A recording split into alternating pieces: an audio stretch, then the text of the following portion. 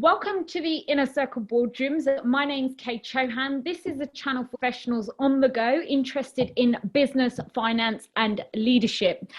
Our objective with this channel is to create content that informs and educates. I'll be bringing you special guests like the one we have here today to discuss current market affairs with successful entrepreneurs, investors, and CEOs. So if you enjoy this video content, please don't forget to subscribe. Click on the red bell icon below.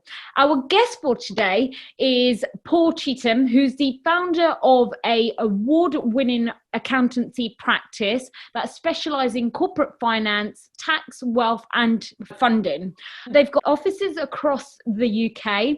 He also has his own podcast, Not Competing With Us, with inspirational guests from the world of sports and media. So with that said, Paul, just for the sake of our audience, let's start with a sort of brief introduction around your story and actually how you got started, because what I've really found fascinating and why I was really keen to bring you on board was really I wanted to talk a bit about the struggles of getting to financial freedom and some of the mental awareness or well-being around that. And I know from previous conversations we've had, you've been very honest and transparent about that, and I thought that was something that was quite refreshing, really. Do tell us a little bit more about you. So I'll start at the beginning. You can tell by the accent, obviously I'm from Manchester. It's pretty thick. That I grew up in an area where getting a job after school was as good as it gets. That's the truth of the matter. And I remember being 15 and my GCSEs were going to be okay. And the careers advisor at the school at the time was like, we could get you this job at the local mechanics garage. And, you know, it's been around for 30 years. So if you get that job, Paul, it's a job for life. So that was seen as success at the school I went to. I went to the job on the first day and I get in and I'm all excited and I've got my overalls on and I've borrowed off somebody. And I remember at 10 o'clock, and I can remember this is like 27 years ago or something.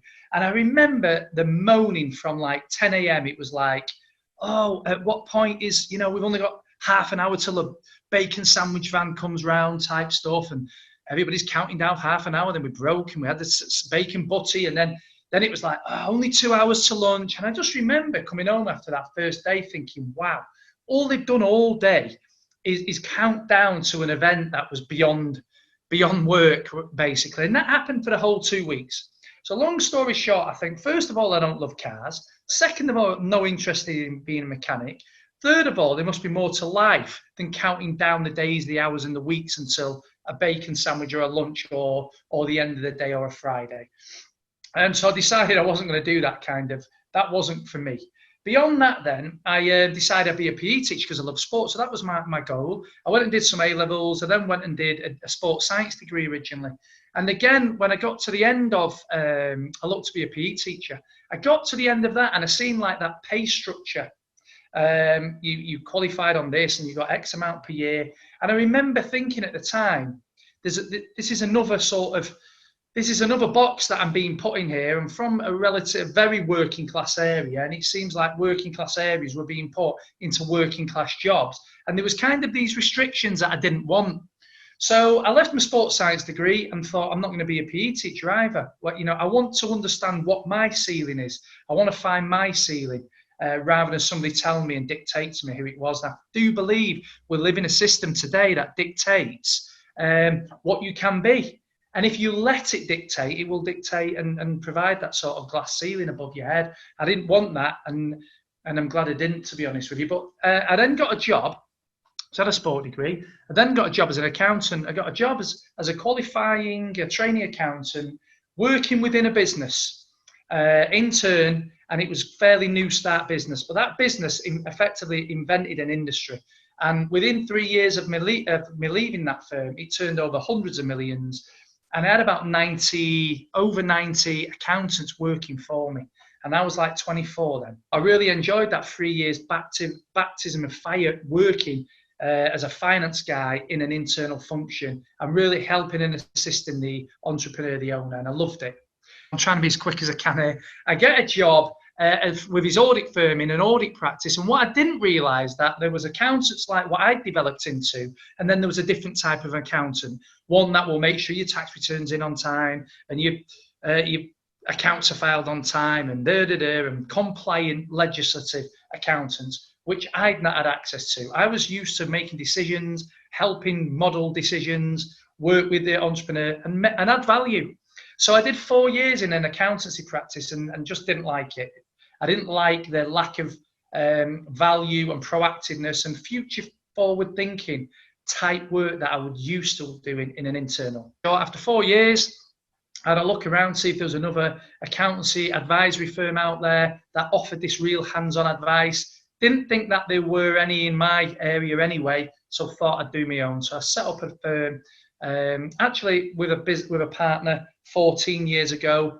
That only lasted 3 years, and then I went on my own 11 years ago and formed what is now a holistic advisory firm of services. So we have a banking team, we have a wealth management team, have a forensic team, we have an accountancy team, funding, tax, corporate finance, private equity. So now we just work with fast growing businesses and we provide that infrastructure around them, what they need on the journey. That's what we do. Go through firstly about your partnership relationship, because it's always difficult to find a business partner, and you've just mentioned something that a lot of businesses or entrepreneurs go through is they partner with the wrong co-founder. Is it somebody you knew, you just went into business with, and sort of why did you fall out, so to speak? It's really interesting you say that, because obviously we have about 2,000 clients now.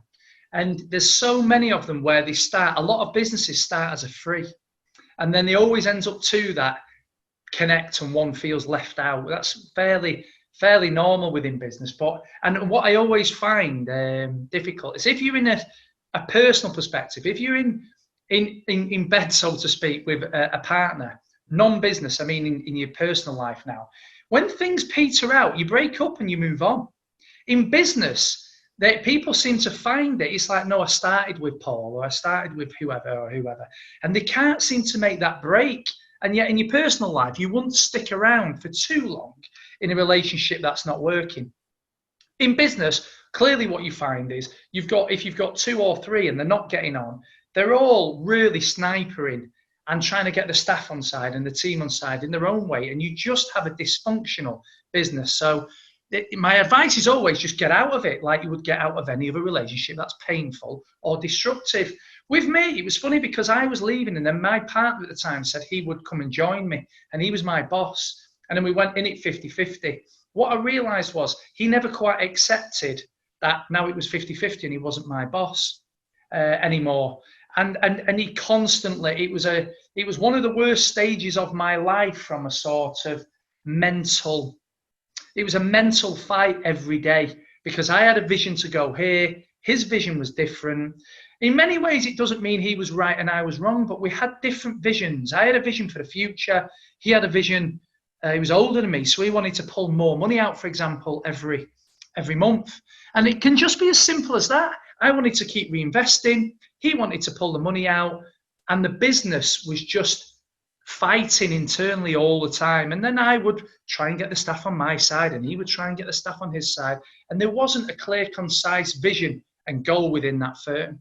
And we achieved a little bit of success, really. We had fast growth, but it was despite the lack of clarity that we had, rather than anything else. So it became a point where for the last year we didn't speak, we didn't fall out, we didn't argue.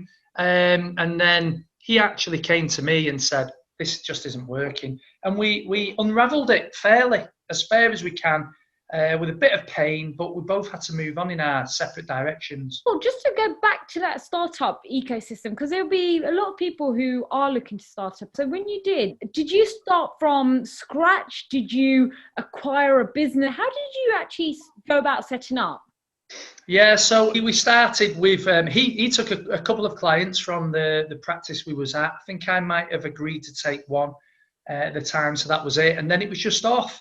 And he went to he took quite a big client, was probably paying 10 grand a month for fees or something at the time. So I really started with one client, and I just had to go and win new client work. It was as simple as that.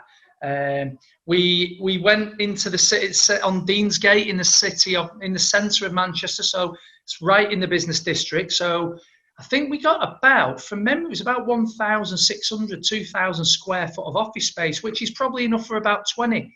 20 staff, and we had me and him.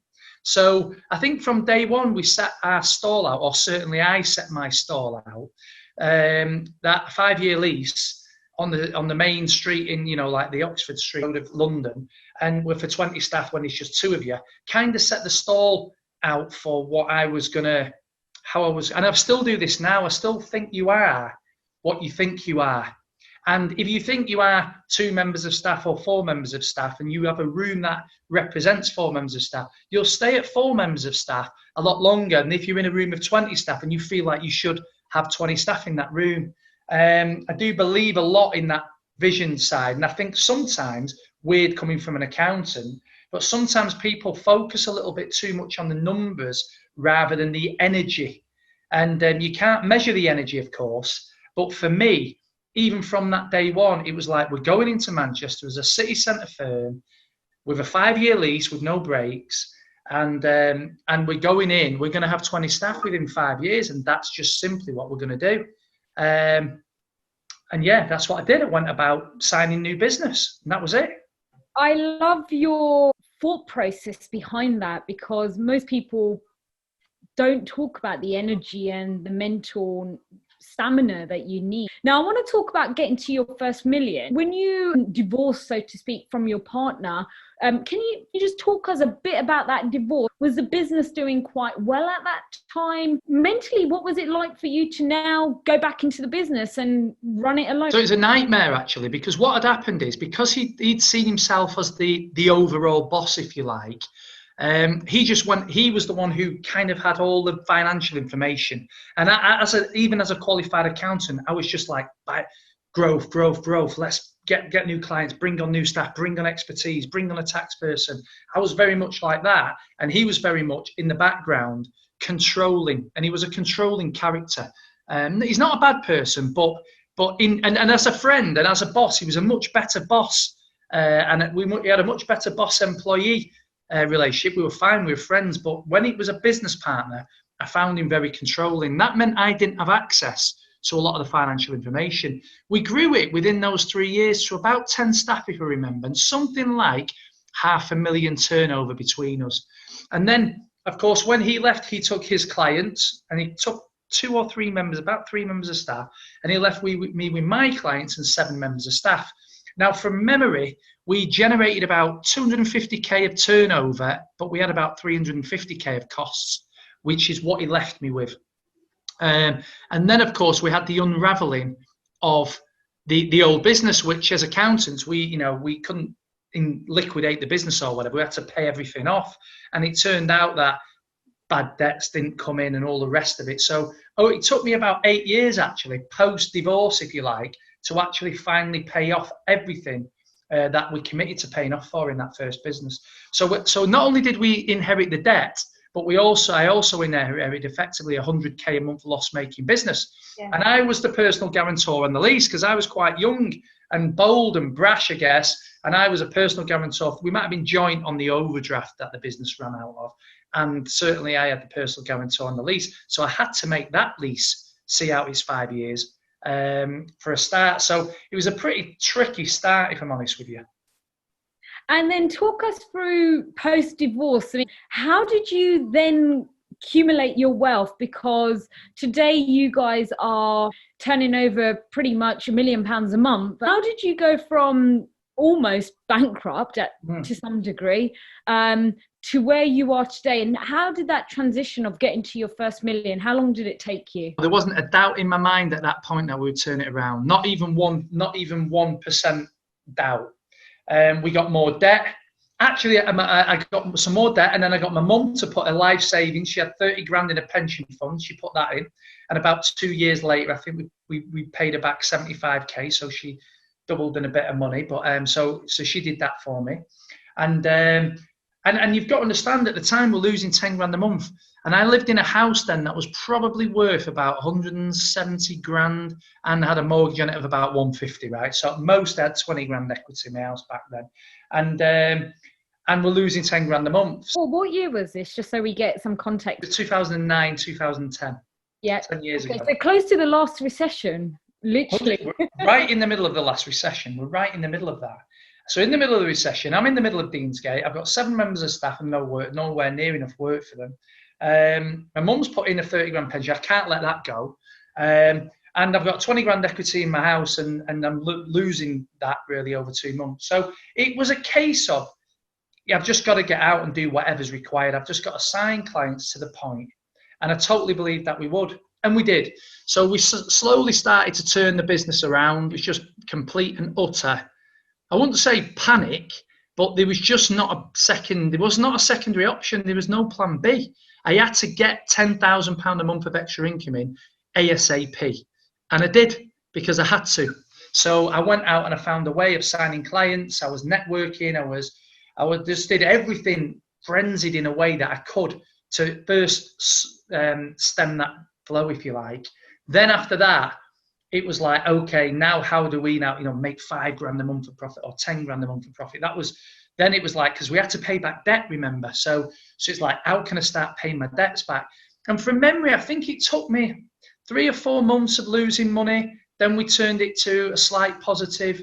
Then we needed about 10k a month positive to repay everything back.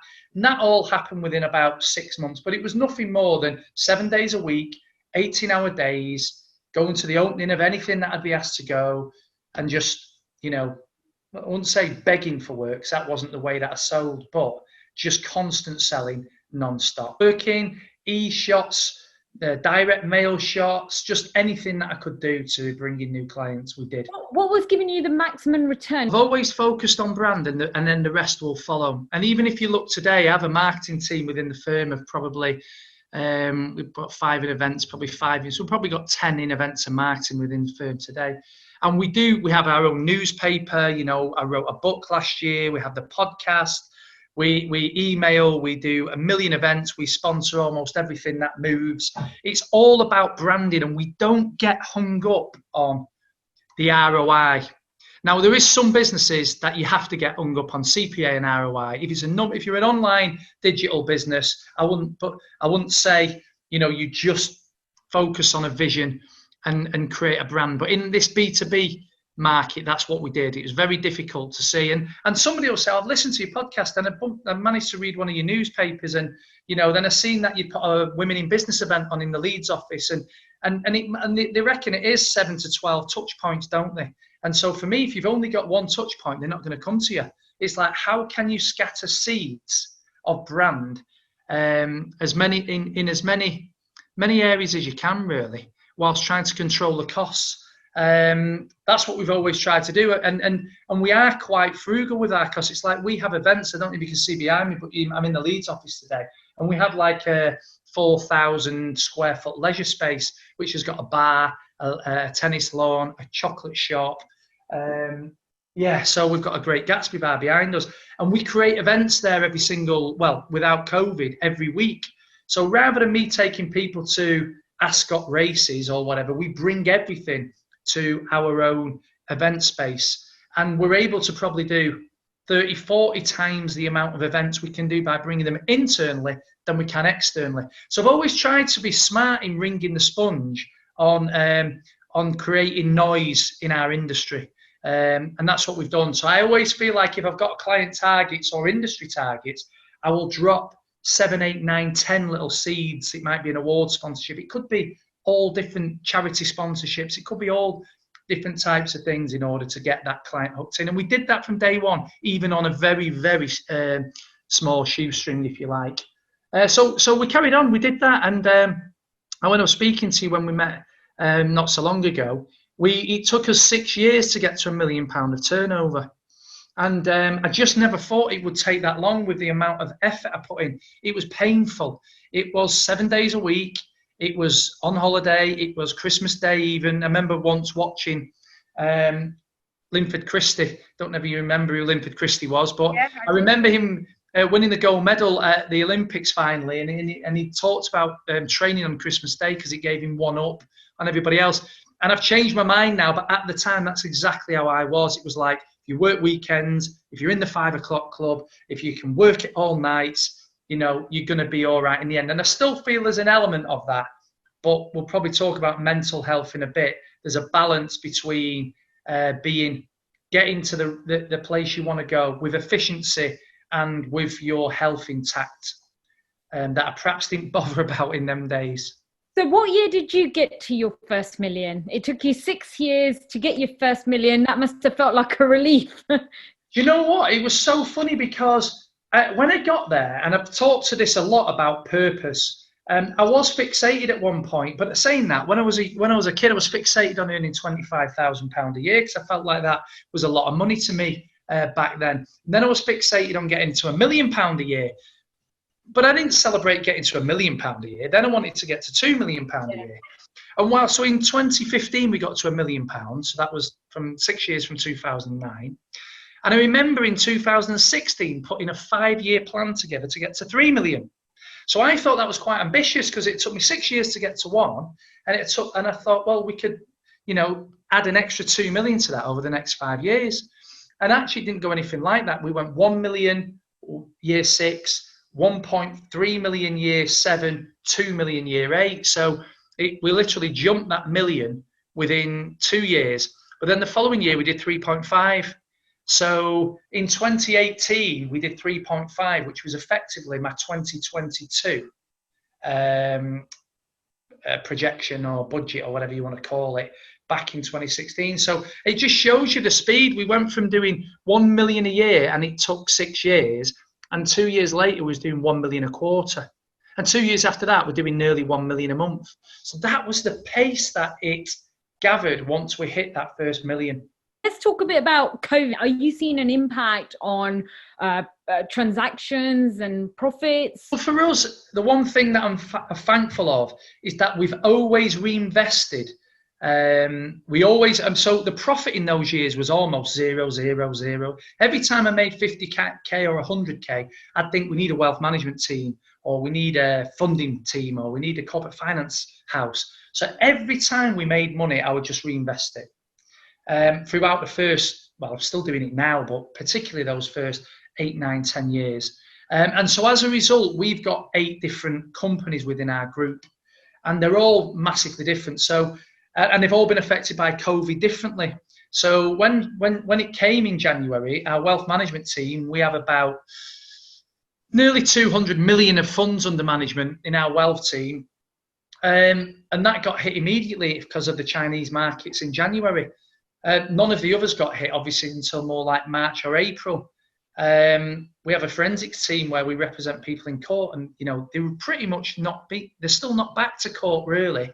Yet, so that's still well down. We have a mortgage team. Obviously, that was shut for 3 months. But then we've got an R&D team, and HMRC sped up their research and development grants back to businesses. So that had a record month for 4 or 5 months.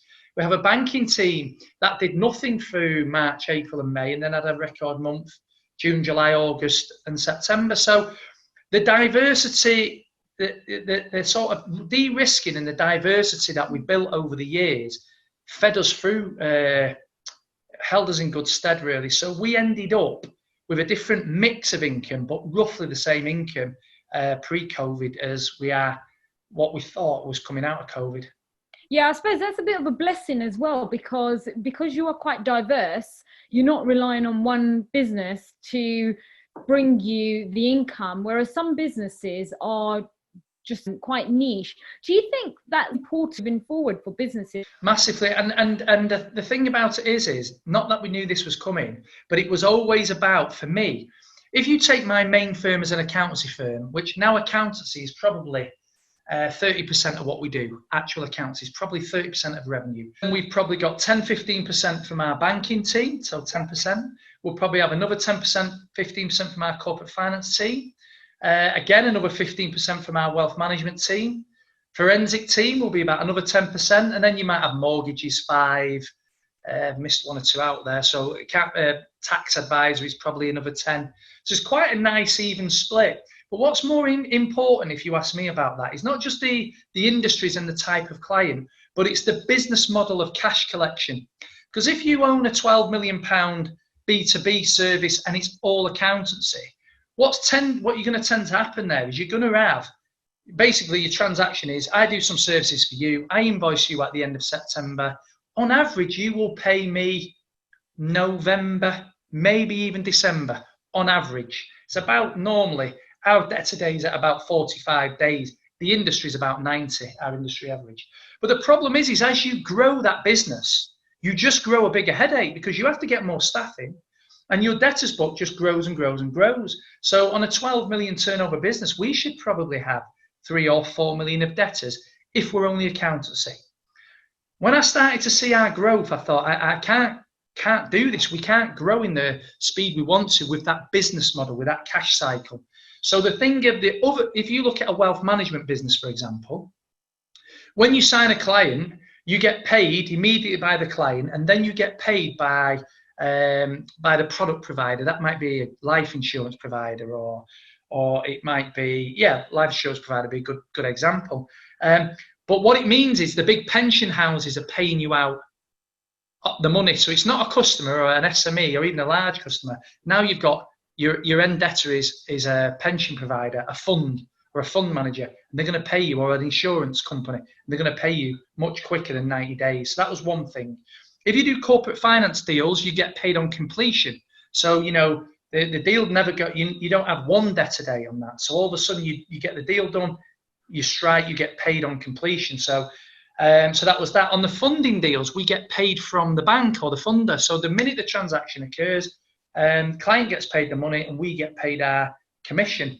So what I tried to do was create not just a diversity of industry and product set, but a diversity of cash cycle. And that is the most important thing I did, because that then allowed me, today we've probably got debtors of about 1.5 million on turnover. That's currently in growth, but between 10 and 12, we'll do 12 million in the next 12 months.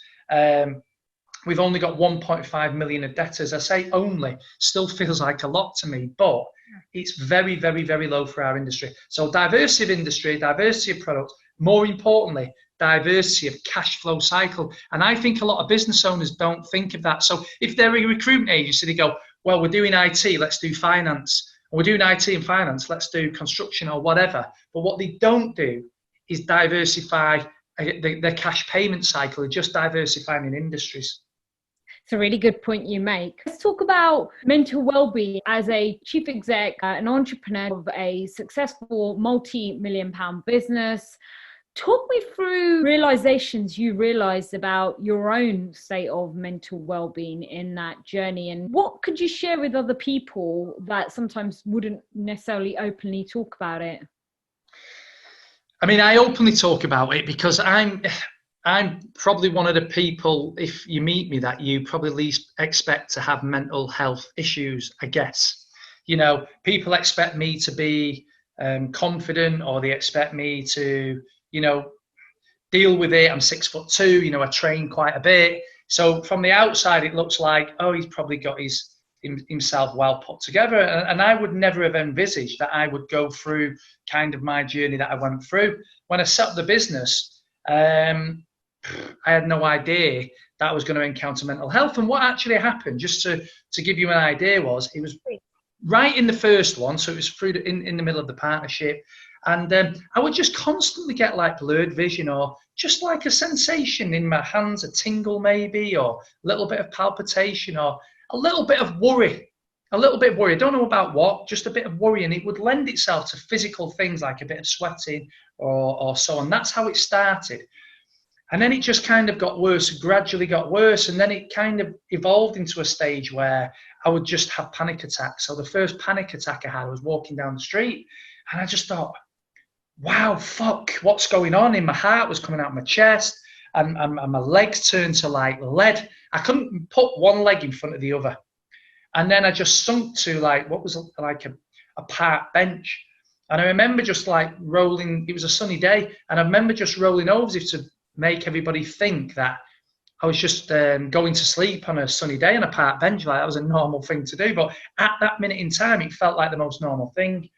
And I remember lying there thinking, I think I was 27 then, 28, something like that. And I thought, I'm going to die. This must be what a heart attack feels like. My chest is beating. I can't move my legs. I don't really want to tell anyone. I feel a bit embarrassed. So it's either shout for help or just shut your eyes and hope for the best. So and I went for the second option. And I lay there for about 40 minutes or something like that. And then slowly I was able to like get to my feet.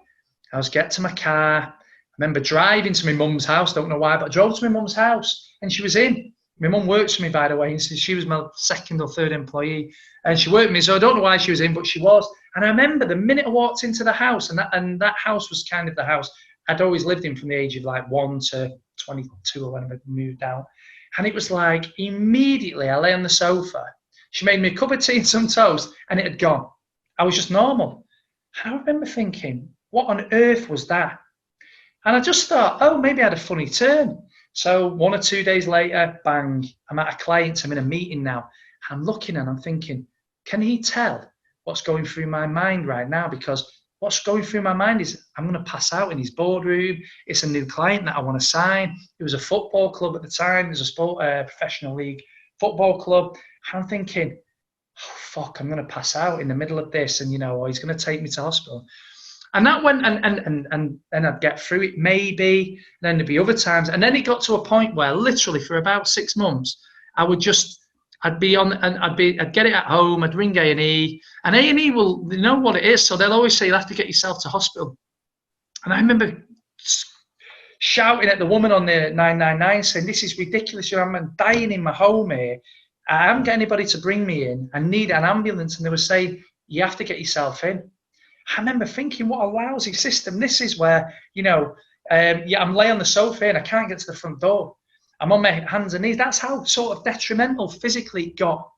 And I just couldn't. Anyway, lo and behold, 30, 40 minutes later, I was able to drive myself in, and they put me on an ECG, and within 30 seconds, I was back to normal. But for about 6 months, I needed a doctor to keep ECGing me to tell me that I was normal. As soon as he said there's nothing wrong with your heart, Paul, I was fine again, and I could just go home. That lasted 6 months. So that was my initial start to it. So my journey is I've lived with it now for 11, 12 years. I think I've had one funny turn like that in that 11 or 12 years. How do I deal with it is the next question. Yeah. I never go, first of all, I'm like this with everything, is that there's natural things can't prevent everything, and they can't mend everything. But in my eyes, you can't have something wrong with you and not do all the natural things, just in my eyes, that you should do in order to give yourself the best chance. And by the way, if that doesn't work, you go to a doctor and you get professional help. That's just the way it is. But I don't understand these people who will say, I'm anxious, and they have 5 coffees a day. Or I'm anxious, and they go the weekend warriors, and they go and drink all weekend, and then Monday they're back to square one again. So with me, I make sure I'm 2 litres of water every day. Right, because I just don't know why people wouldn't do that. I make sure before I go to bed at night, I gear like a warm up at the gym, I cool down, and I put myself in a dark space ready to go to sleep, because in my head, sleep is one of the most important parts of mental health. And we just don't learn enough about how to get. People are on the phones, they've got the TV on, they've got lights on in the room, they've got all these things that the body doesn't want when it wants to go to sleep. So I take sleep seriously, and I'm hydrated all the time. Not all the time, because we're not all perfect, but certainly if I feel anxious, I am. I cut out refined sugars. When I feel anxious, I cut out any crap in my diet. My diet is in general, can be bad at the weekend with kids. I've got 4 kids, so it's sweets and treats and all the rest of it. But I make sure Monday to Friday I live in a disciplined nutritional state. So that's drink, water, diet, sleep, exercise every day, 6 days a week. I'm not somebody who goes in the gym. And by the way, I did this before where I've been anxious and then I've gone into the gym and tried to blast out huge sessions, and the body's already broken down. So when you're in a broken down anxiety or depressive, and I've never been depressive, but when you've kind of got mental pressure, the last thing your body, I think, needs is to continuously put it down under physical pressure. So I go to the gym and I enjoy my sessions. I don't put myself under pressure. I don't try and break records. I go into the gym knowing that 40 minutes or 45 minutes, and that's about as much as I do, I use it to clear my mind and not break records. If I'm going to go for a 5K run and I'm not stressed out, I'll try and hit a good time. If I'm stressed out, I'm just going for a 5K run, and I want to just let my mind wander and think of something. So exercise every day. I meditate. I don't meditate every day. I meditate when I feel like my anxiety levels or my mental health, if you like, is starting to get to a point where I want to bring it back down. I meditate. I don't sit, I do it on a Google, so it's literally in a YouTube. I might put in meditation for stress, meditation for sleep, guided meditation for rebalancing energy, whatever I think it might be. I do that. I try and take time off now, which I didn't used to do. I still don't have lots of time off.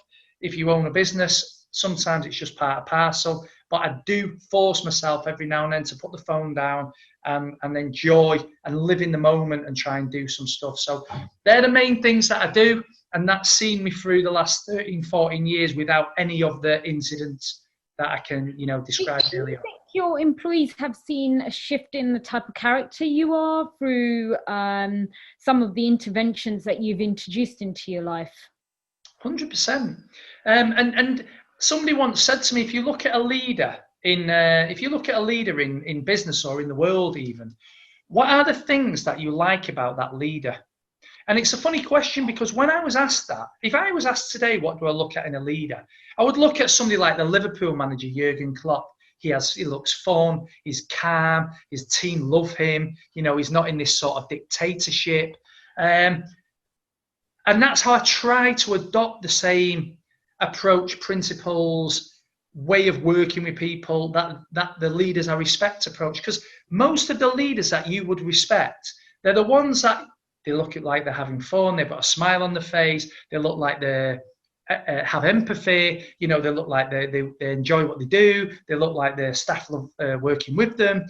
Tend to be the kind of leaders we like. But sometimes you look at yourself. If I look at me 10 years ago, it was like, do this, work harder. And I'm talking about me, myself here as well, to my own self. It was constantly about, I don't know, whatever that kind of leadership is. And now I think I'm a much calmer person, not just in work, but out of work, making decisions. It's about growing up. It's about self-developing. Another thing I'll say here is there'll be business leaders and business owners or management who listen to this podcast that don't take themselves and their own personal development, personal awareness anywhere like serious enough. They leave themselves to the back of the queue. What I've made sure I've done over a transitional period of time is I've put myself to the front of the queue in order to help everybody else.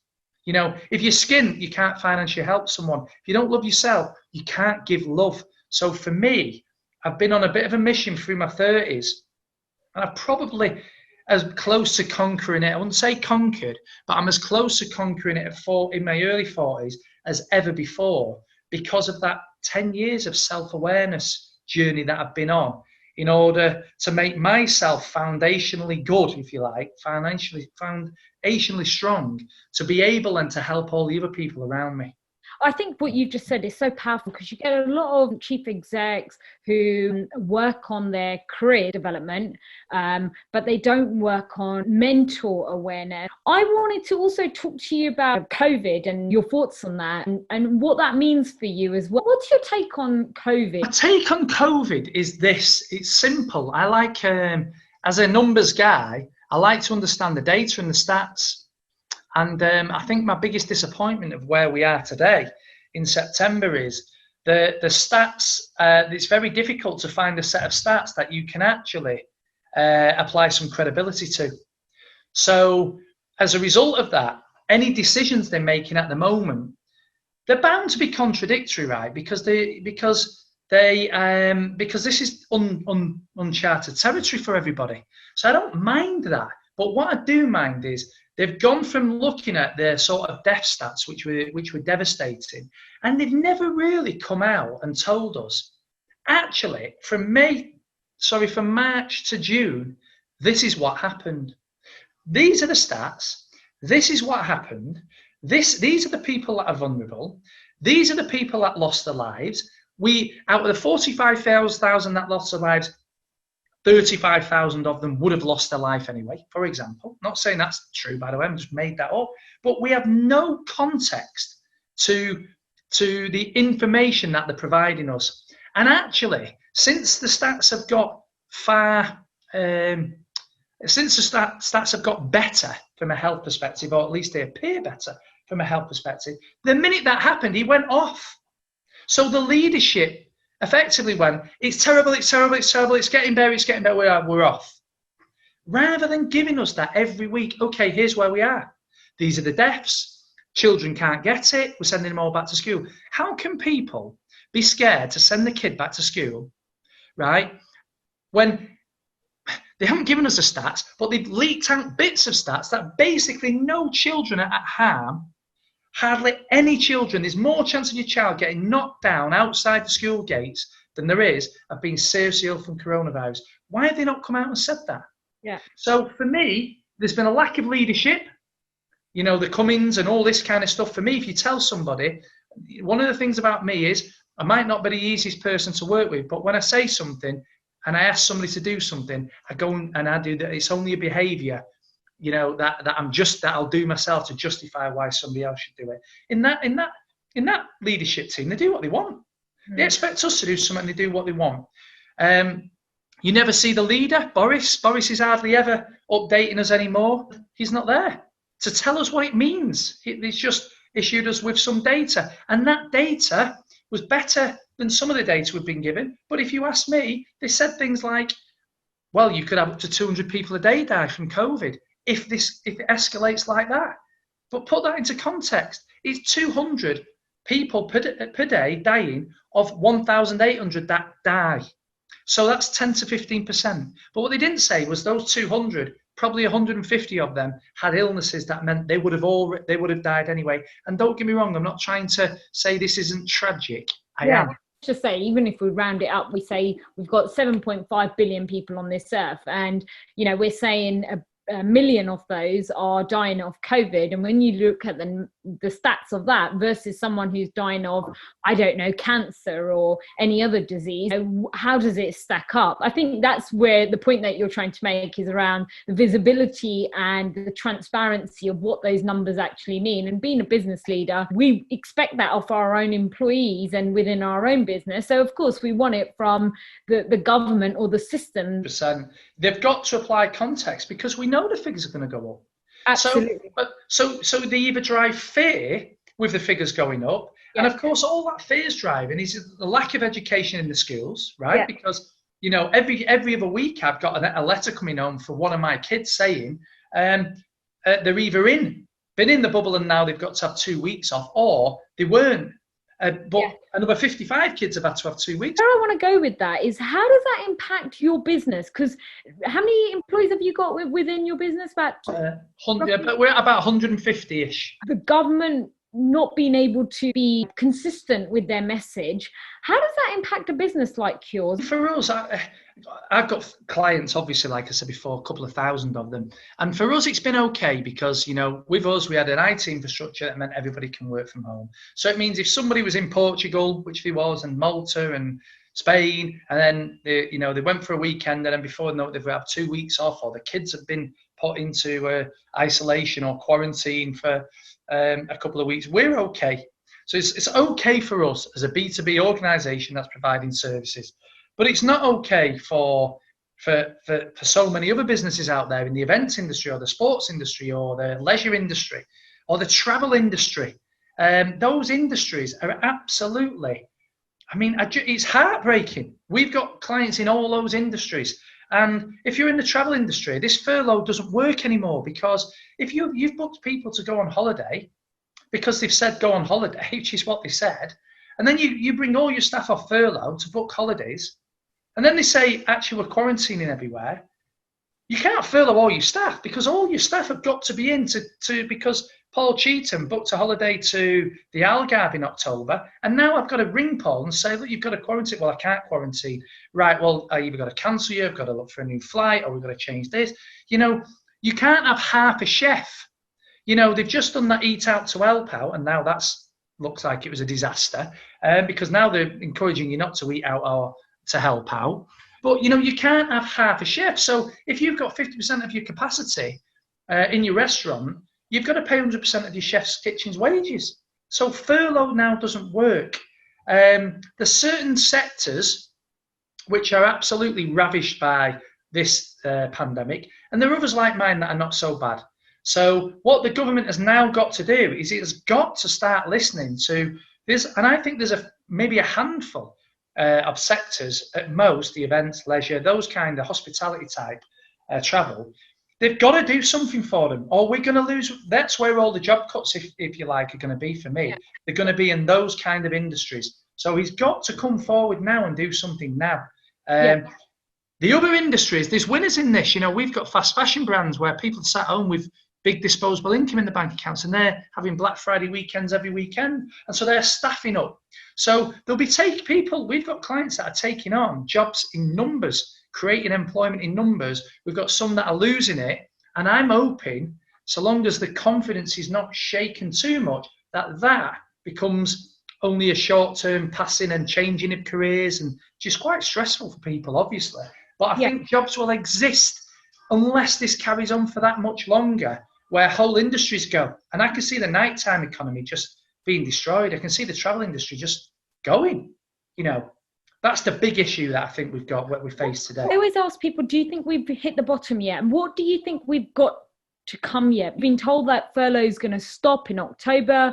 It's not going to be extended. Do you anticipate we'll see a wave of insolvencies? Do you think the worst is yet to come? Or do you think that because the government have been doing a lot of quantitative easing, it's going to ease the pressure? What's your take on the macroeconomics at the moment? I used to think, and I'm less thinking like this, but if you'd have asked me this 3 or 4 weeks ago, I'd have said, we'll have the worst recession in history, Q2, and the best rebound in history, Q3. Now, and the reason for it is we've put 400 billion into the UK economy, $8 trillion, I think, into the world's global economy. So the reality of it is during lockdown, people had never been sat on as much money, which is why the B&Qs and the fast fashion brands, and they've done okay. But everybody was sat on more money than what they would usually have. So it was like, as soon as they spend that money, which we're prone to do, you know, there'll be winners and losers, but overall we would have had a huge economic rebound. I'm more than slightly worried about that now, because the leadership of this government is to, you know, I was talking about anxiety earlier. One of the things about anxiety is, if anybody's out there who's suffering really badly with anxiety, write down for the next month all the things you're anxious about, right? And what will happen is, at the end of it, review it, none of them will have happened. In the main, none of them will have happened. And the idea is you deal with what's put in front of you. What I detest about this government is they just throw out little things like, well, we might open schools but shut down pubs. And they walk off having just thrown that bomb. Not that we're shutting down pubs, but we might do. Matt Hancock, our health secretary, talks constantly about we might have to go further. We might be shut down at Christmas. We might be in this situation until halfway through next year till we have a vaccine. And that fuels consumer confidence, you know, depression, which ultimately fuels economic depression, because it's only about confidence. And we've got a leadership team that decimate confidence. That's the truth of it. So what do I think is going to happen? Half of me is like begging for the way I used to feel, which is a huge V shape, and out we come and off we go. And that now is looking unlikely. And for me, the biggest issue is UK poverty. It's unemployment, and it's people out of work, and it's evictions and home. I really believe poverty is going to be the biggest issue out of the whole of coronavirus when it actually kicks in. When that kicks in, I don't know. I thought we'd avoid it, but not with this government. This government is about depleting the confidence to return to work, to put your kids back in school, to go on holiday. It tells you to go on holiday and then quarantines you. It tells you to eat out till Pava, then says, I'm shutting it at 10 o'clock, that's a bad move. It tells you to go back to the pub, but don't go back to the pub. There's no confidence. So if there's no confidence in the market, you've only got to look at the FTSE today. I think it's down at 5.7 today. And it's never recovered to that 7.5 it was Whereas in the US, I don't want to get involved in the Trump politics, totally different, but he certainly got an economic agenda. And the Dow Jones is at 28,000 when its highest was 29,000. So its market, rightly or wrongly, because we could do a whole different podcast on Trump, but rightly or wrongly, they know where they're going from an economic perspective, I think, and the market reflects that.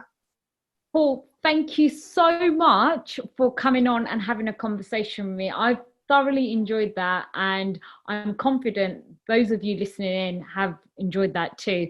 So please do subscribe for weekly updates. We'll have other interviews with other leaders such as Paul here today. Paul, if anyone wanted to connect with you, what's the best way to get in touch with you and your firm? Yeah, so the best one is to get on my LinkedIn. So it's Paul Cheetham. I actually have a double barrel name that I don't always use. So it's Paul Cheetham-Karcz, Karcz. Obviously, my business is Sedulo, Sedulo. My podcast is Taking Care of Business. So yeah, connect. Excellent. And we'll include that all into the links below. So we'll see you at the next one. And Paul, thanks again. Cool, no problem. Take care. Cheers.